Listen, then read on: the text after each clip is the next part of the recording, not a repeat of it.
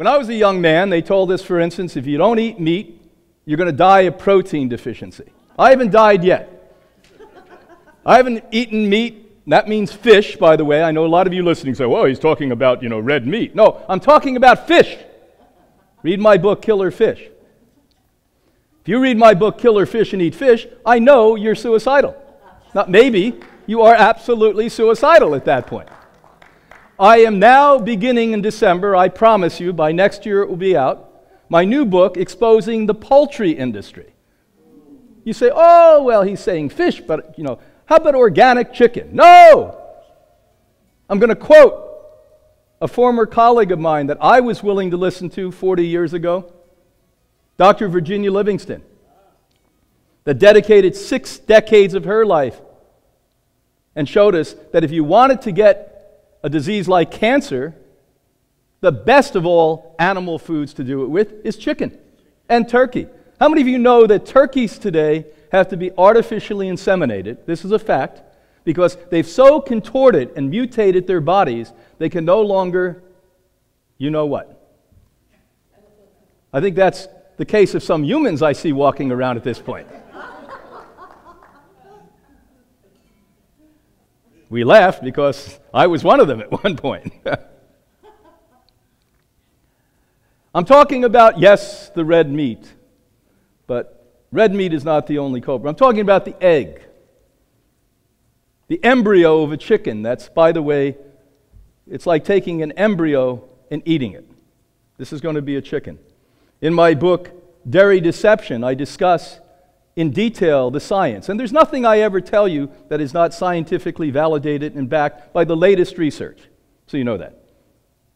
Many of you listening would like me to be wrong. Sadly, I'm not. Sadly, I'm not. When they checked a little less than 1 million eggs all over the world, they found out it had a deadly bacteria on 90%, including the so-called free-range and organic eggs. Matter of fact, I happened to be in California a number of years ago when this book was coming out, Dairy Deception. Obviously, talks about dairy too. And who stood up in the audience? It was refreshing. It was a woman who owns the largest, most successful organic dairy on the planet Earth in California.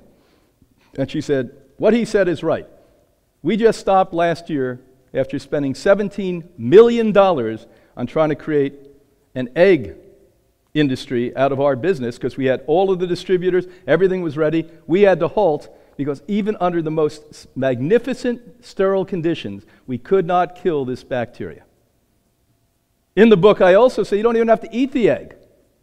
Most people get this from touching the egg. So, what should you do with eggs?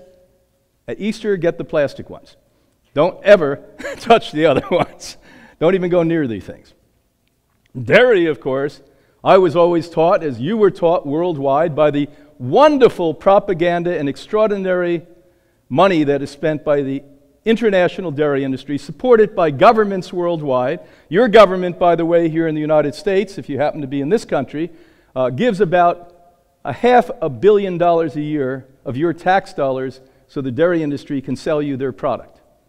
Isn't that great? How many of you voted for that? Yes, you can take my money so we can contaminate our bodies and the health of our children and everyone else by propagating dairy food. Your government actually is in bed with the fast food industries. The fast food industries literally said, we need money, so now at the fast food stores, they don't only have soda, we want milk to come back in there and milkshakes to come back there. And your tax dollars actually promotes that.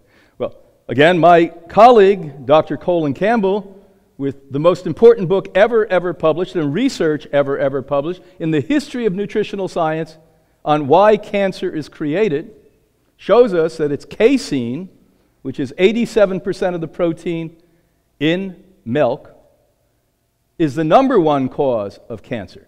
Now, how about if you do what I used to do?